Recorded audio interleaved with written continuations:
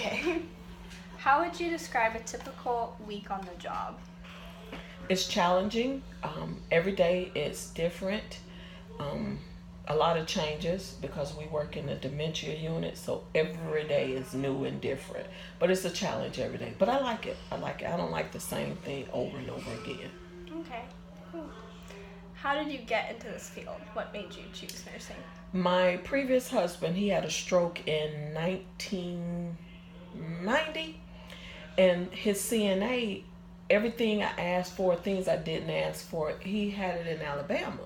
So I was in Florida, and I would call and say, hey, did he brush his teeth before he eat breakfast? Or she would call me and say, hey, he got out of bed and fell, but he didn't want me to tell you. And I said, well, what is your job? And she said, a CNA.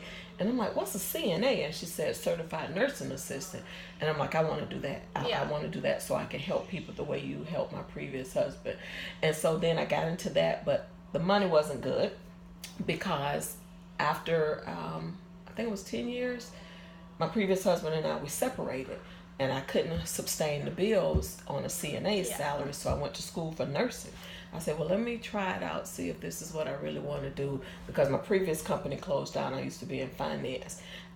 GE Capital closed down first, and then I went to Bombardier. They closed down, and I said, it's time for me to get into another field, and so I chose nursing. Wow, how long have you been a nurse? 4 years, but I've been in the medical field since 2009. Wow, Yeah. Okay. How old were you? I'm 44 now, so I was 40 when I became a nurse. I was 37 when I went to nursing school. 37. Okay, cool. Which majors are most successful with securing employment in this field? Making sure you're on time. You're determined. You're not just here for a paycheck. Yeah. Pay is good once you've had some years behind you, and if you work the night shift or the evening shift. But morning shift is a flat fee. So you have to love what you do. You can't just be here for a paycheck. Yeah. Yes, the paychecks are nice because I only work 3 days now and I still can sustain my bills. But you have to love what you do. You have to care about the elders. You have to care if you work in peds. You have to care about the children. You have to care first. That's number one. Okay. What are the most satisfying aspects of your job? When they look at you, we have one elder here. I'll use her initials, VM. Mm-hmm. And when I try to go in and give her medicine, every morning she tells me, no, get out of my face. Mm-hmm. But then I just consist. I say, I have to give you this medicine. Yeah. The doctor's ordered it. And at the end, I say, can I have a hug? And she'll say, okay, then, come on. Aww. That's rewarding. Even though she didn't want to take that medicine, Yeah. she gave me a hug at the end. That's sweet. What frustrations or drawbacks do you experience? Sometimes when the team doesn't work as a team. Team is TEAM. Yes. There's no I in team. Sometimes as a nurse, and in this particular unit, the memory support, I get roadblocks. I'll ask the Shabazins for something, or can you help me with this, or did you know this? And they'll look at me like, you do it. That's kind of a frustration, but then I get people like yourself and some of the other Shabazins, no matter what I ask, it's okay, I'll get that for you. I'll help you with it. And that's rewarding because we are a team, TEAM. There's no I in team. I can't do my job without you guys, and you guys can't do your job without me. Mm-hmm. So as long as we work together as a team, I think it can be a lot better. Well, specifically in the greenhouse, does it seem like nurses have a little More less challenge authority than they would in a normal setting? And I'm fine with that. It's only when, let's see, how can I say this? The Shabazins, some of them I'll say step over the line when they'll talk to a family about something clinical, and then the family will come to the nurse, and I'm looking like, where did you hear that? Or why did this person go to you before they came to the nurse? There's always a chain of command. You go, like myself, I have to go to my manager, then my manager has to go to her manager. Yeah. But it's sometimes the Shabazins would jump the nurse and go straight to the family, and then that leaves the nurse at a disadvantage when the family comes to us and say, well, why did my mom get this? Or can we put my mom on this? And I'm looking at the history and saying, well, your mom doesn't need that, because she's on this one. So that's a big drawback here in memory support. Okay. How often do you travel, and for how long? Ooh, I travel a lot. You know that. Let's see, my last vacation or my last time off, I think we were going for 8 days. That was at the end of July, the beginning of August. And then I'll be gone again December 17th through the 25th. So over here in the memory support, time off is more flexible than if I was over in the skilled unit. Skilled unit, you can't take the time until you actually have the PTOs. PTOs are paid time off. Yeah. And if you don't have them when you put the request in, you can't take it. Over in memory support, it's a smaller group. It's only 4 nurses. Yeah. So as long as we work with the other 3 nurses and say, hey, I want to take this time off, you mind covering this shift for me or covering this shift, and it's fine, because over here, full time is 4 days, so that's 32 hours. Yeah. Part time is 3 days, which is 24 hours. So as long as we don't go over the 40, we're okay. So we can swap off hours, and that's why I chose memory support over here. That's good. What percentage of your time is spent utilizing computers? Oh my goodness, 80. 80%. Because we chart now on the computers. Everything. If I want to call the pharmacy or something, we're transitioning over where Bluestone, if I'm not mistaken, one of our elders, I have to go through the computer to get all his medications.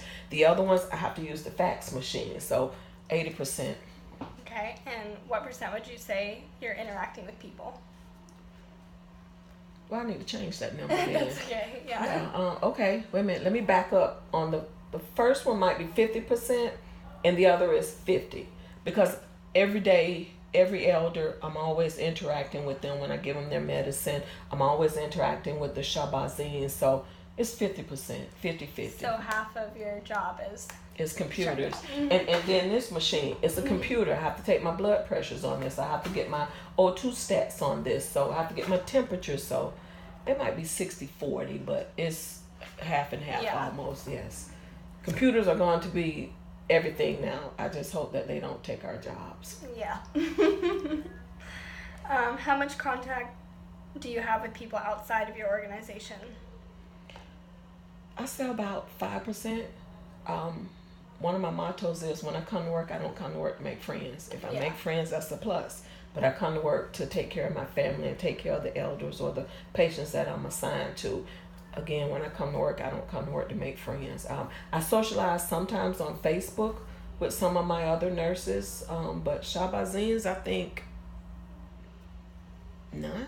And then the CNAs over in the other building, I think it's 2. Okay. Yeah. How does your career affect your lifestyle? Like, as far as leisure time, outside interests? It's always because when you're a nurse, you observe everything. When you walk into a room, you're always observing. If someone's coughing, you're like, oh, did they cough in their hand or did they cough in their elbow? So me being a nurse, it's 100% when I'm not in the facility. Even when you go and wash your hands in the bathroom, I always catch myself telling people, excuse me, you shouldn't have even washed your hands. If you're going to turn it off with your hand after you try a paper towel, and they look, and I'm like, I'm a nurse, and you just don't know how many germs you just put back on your hand, and you're going to eat. So it's 100% affected outside of the facility. My family tells me, you're not at work. What educational degrees, licenses, or other credentials are required for entry? You have to go to nursing school, and you have to have, it's either called a licensed vocational nurse, LVN. I want to say that's out north. Out west. Yeah, California. Or it's licensed practitioner nurse. You also have to have a CPR card. And I want to say that's it for nursing.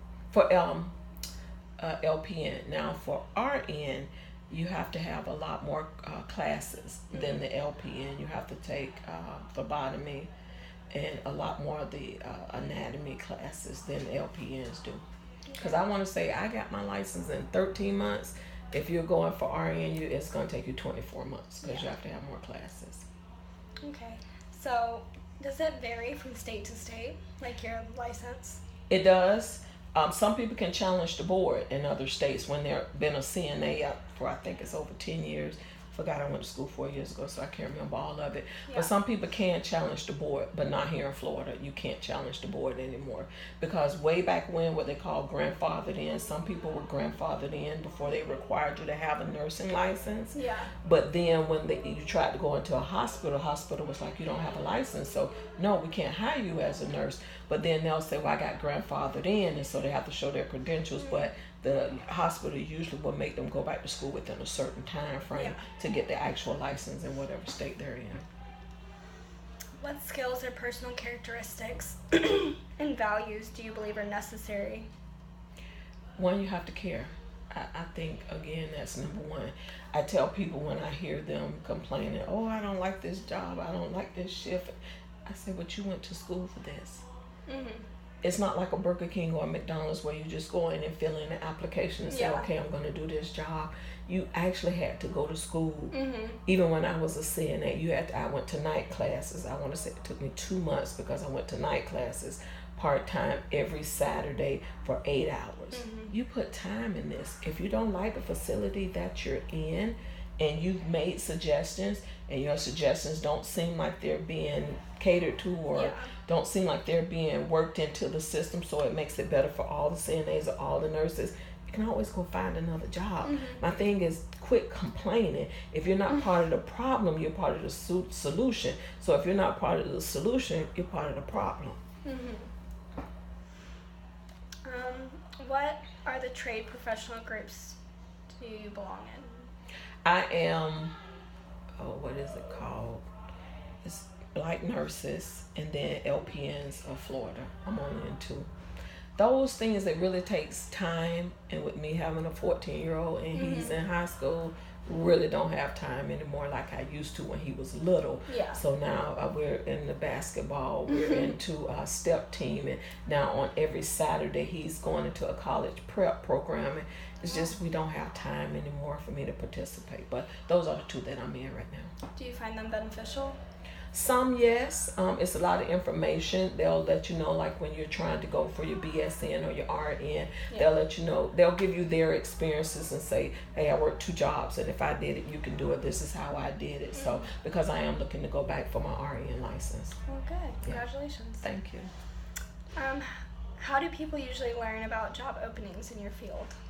Posting online and word of mouth. Like if I have a friend that's I know is an LPN and there's a position coming up here, especially in the memory support, I'll know before probably HR would know, and I'll just let my friend know. I want to say that's how I got over here.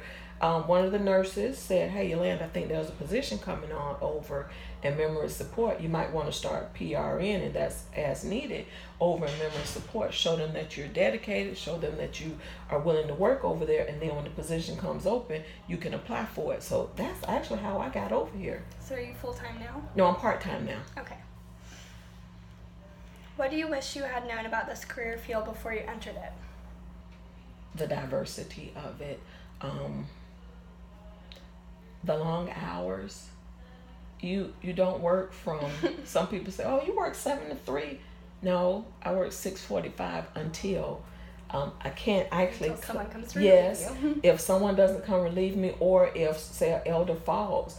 If it's 3:15, I just can't leave. Yeah. Because it happened on my shift, I have to complete the incident report. I have to contact the family. I have to contact the doctor. I have to contact my manager, the guy. So sometimes I may not get out of here to 4:30, 4:45, but I have to wait until all my work is completed. Yeah. And that's the only thing when you see 11 to 7 or 3 to 11, that's not actually the hours. That's the scope of the hours. You'll come in early, 15 minutes before, but you might not leave 15 minutes after. I remember I worked 3 to 11, and sometimes I didn't leave till 2 o'clock in the morning, because if you have more than one admission, you have to do assessments on each one, and then you have to put in all the medications, along with 3 to 11 shift does odd skin assessments. So if you had 10 patients, you have 5 skin assessments that you have to complete. Yeah. So if you had 5 skin assessments, 2 new admissions, you have to do skin assessments on them, plus the medications. But when I was early, I didn't get out till 2 o'clock. as I continued to do it repetition, and I learned, okay, I can start some of this at the beginning of my shift because I had this patient yesterday. Then the latest I got out was 12:30.